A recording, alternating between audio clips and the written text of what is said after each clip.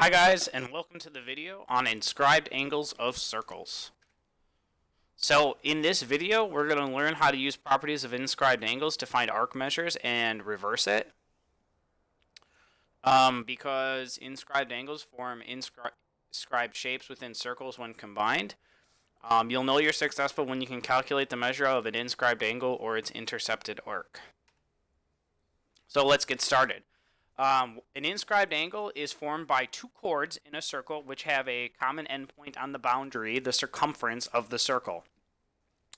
This common endpoint forms the vertex of the inscribed angle, and the other two endpoints define what is called the intercepted arc on the circle. So take a look at the diagram below. The two blue chords come together at point B, and that angle would be labeled angle ABC.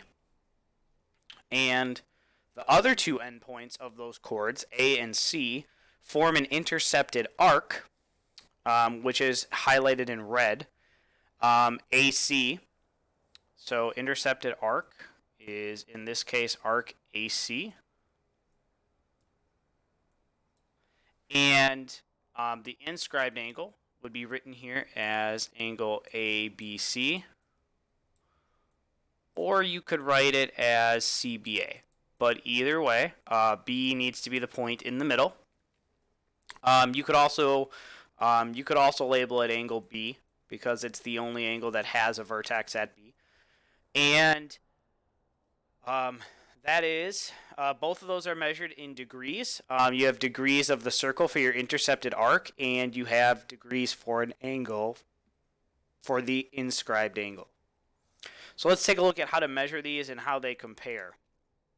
So an inscribed angle is equal to 1/2 of the intercepted arc. So I have another angle ABC here. So in my example here, angle ABC is 30 degrees, and arc AC, so the measure of, okay, that is the worst M ever. The measure of angle ABC is 30 degrees, and the measure of arc AC is 60 degrees. So the measure of the inscribed angle is double its, is half of its intercepted arc.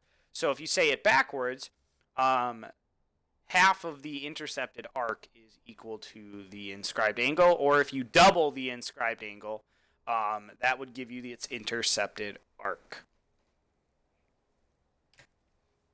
So here's a property of multiple inscribed angles.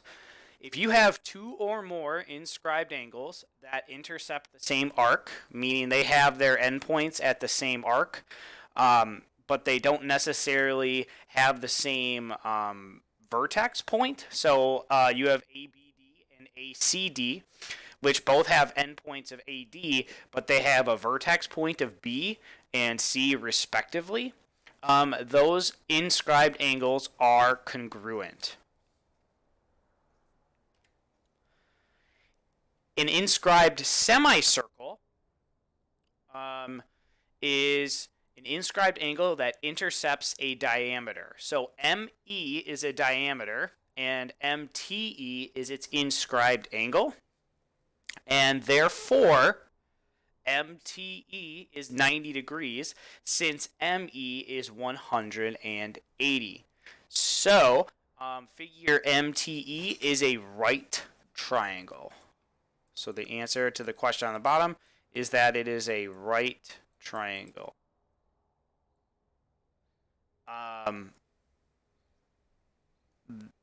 That is properties of inscribed angles combined with properties of right triangles in the circle. Remember, diameters are half. And so half of 360 is 180, and then take half of 180 again to find the inscribed angle, which is 90 degrees. So let's work on some examples. Find the measure of angle A, the measure of arc AC, and the measure of arc BC. Okay, so The measure of angle A is referring to right here. The measure of arc AC is over here.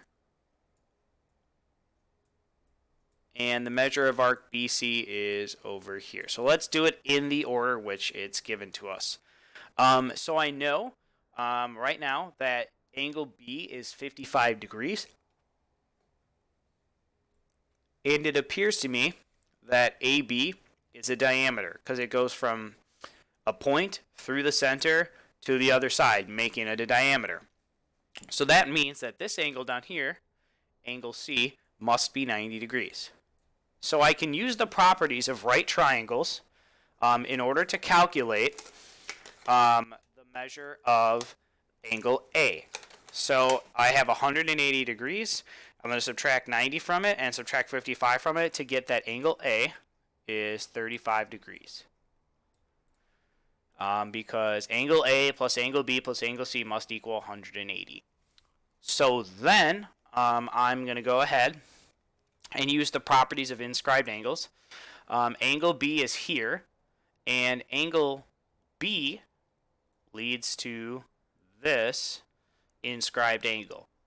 So I know that the inscribed angle is half of the intercepted arc. So what it means is I'm going to double it. So times 2.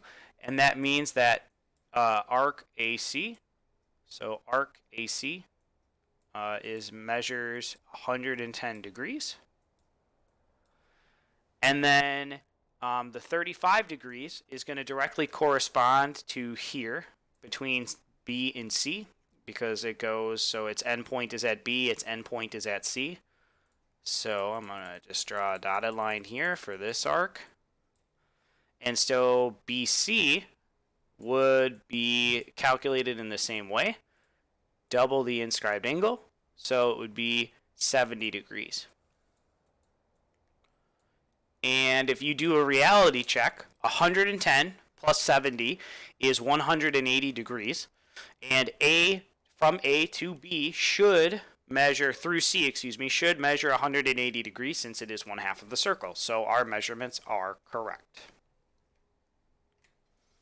Okay, so we're going to do some practice here.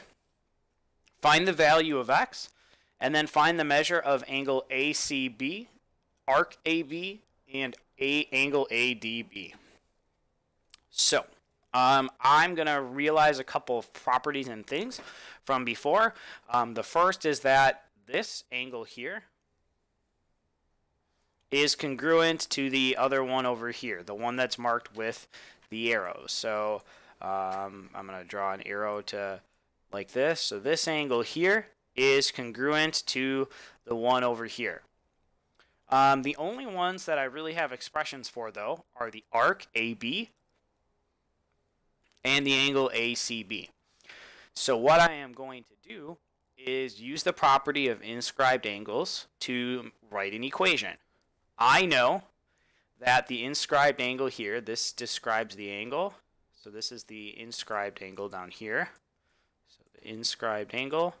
And up here is the intercepted arc. I know that the intercepted arc is double the measure of the inscribed angle. So I'm going to write that as an equation. So I'm going to double, which means multiply by 2, the inscribed angle expression.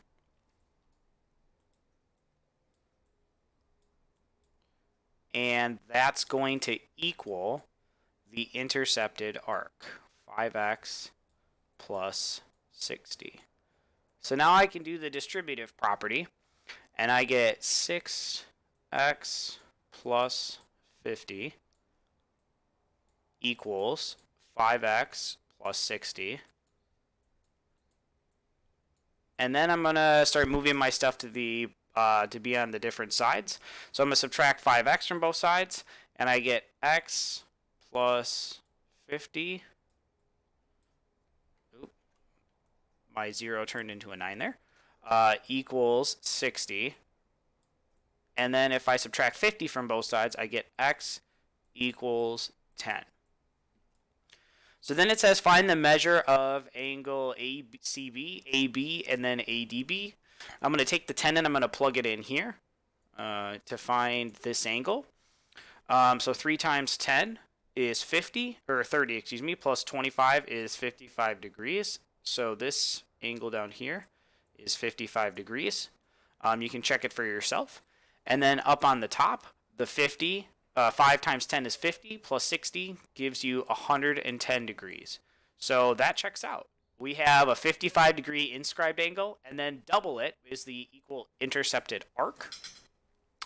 And then we remember from earlier that angle ADB intercepts the same arc as ACB. It has the same endpoints, AB and AB, so it would be equal to the other intercepted or inscribed angle. And if you don't believe me, though, what you can do is take a look at the intercepted arc of 110 degrees from A to B, and then since angle D is the inscribed angle, it has to be equal to half of that measure. Okay, find the measure of angle DF, and then find the measure of angle DEF. So the first thing I'm going to recognize here is that DF is the arc, and the angle that I am given, angle DGF, so angle G, is actually a central angle. It is in the center of the circle. So that means that D to F, if I remember from last section, these are congruent. So this down here would be 60 degrees. Then I'm going to look at X is actually an inscribed angle. So I did find the value of arc DF. Done. Then I'm going to realize that DEF, so angle E, is actually an inscribed angle. So this is an inscribed angle. And so then I'm going to take half of its intercepted arc, which is 60 degrees. So it's going to be equal to half of arc DF. And half of 60 is equal to 30 degrees. So then angle DEF is 30 degrees. So X equals 30 degrees. And then finally, find the measure of angle X, or measure of arc XZ. So they want me to find this up here. Find the measure of angle Y. They want me to find this in here. Find the measure of angle Z. And they want me to find the measure of angle X. Okay, so let's start off with what we can. I have 1, 2, 3 arcs. So I have an arc here, here, and one up here. A missing amount, and we'll just put A in there as a variable, because it's the first thing that I'm going to find. I know that all of the arcs starting from X, and I go all the way around the circle, have to add up to 360 when I get back to X. So I do know that I have 110 degrees plus 146 plus the missing amount in A degrees has to equal 360 degrees. So if I go ahead and add 110 plus 146, I get 256. So 256 plus A equals 360 degrees. And then if I want to calculate A, I'm going to go ahead and subtract the 256 from both sides. So 360 take away 256 gives me 104 degrees. And that leaves me with one of the requested answers, 104 degrees. So now I can use the properties of inscribed angles. So let's start. Find the measure of angle Y. Okay, so angle Y is down here. And it has an endpoint from X all the way over to Z. So since that's the inscribed angle Y and intercepted angle X arc XZ, if I take half of the intercepted arc, that will give me the measure of angle Y. So for down here, it's going to be 104 divided by 2, half of it, or 52 degrees.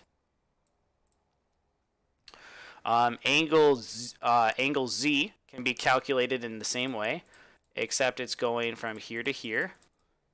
And so I'm going to take half of 110. And that's going to give me 55 degrees. And then over here for X, I'm going from Z to Y as my intercepted arc. So I'm going to take half of 146. And if I take half of 146, I get 73 degrees. And as a double check, if I add 73 plus 52 plus 55, the sum of all three angles in this triangle that's inside of the circle is 180 degrees, as it should be. So the triangle inside of the circle is all three angles are equal to 180 degrees, which fits the definition of a triangle. So that's it, guys. For inscribed angles, remember that they differ from central angles because the middle point, the vertex, where the two chords meet, is on the circumference of the circle rather than in the middle. Remember that an inscribed angle is equal to half of the measure of its intercepted arc. If two inscribed angles intercept the same arc, then they are congruent. And diameters create inscribed angles of 90 degrees. So that's it for this week's video, guys. Thanks for watching, and I'll see you in the next one.